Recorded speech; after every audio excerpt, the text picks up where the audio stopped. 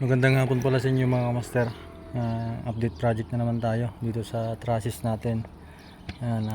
Magbigay na naman tayo ng isang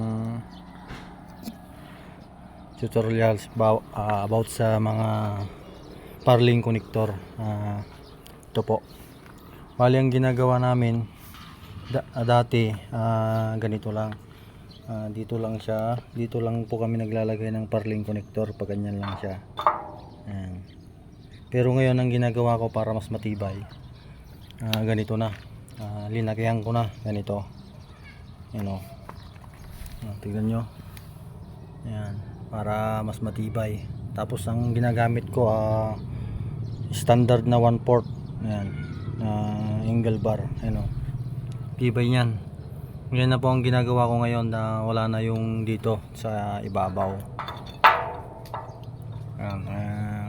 Siyempre sa tagal na natin gumagawa,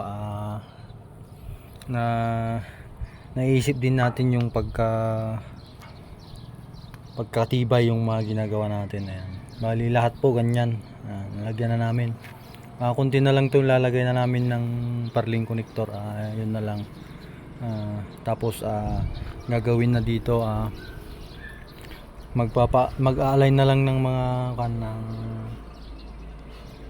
sanepa. Ayan na lang po.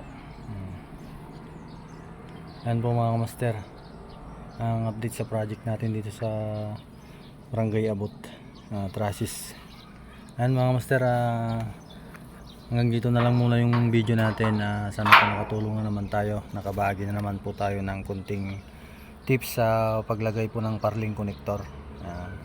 Yan naman nagsasabi sa iba, sinasabi nila pangit daw tignan, kahit pangit basta matibay. Ayan mga master. Ayan, hanggang dito na lang muna yung video natin. Shout out po sa inyong lahat. Paki-share nyo naman po yung mga video natin at paki-like. Ayan. Maraming salamat po.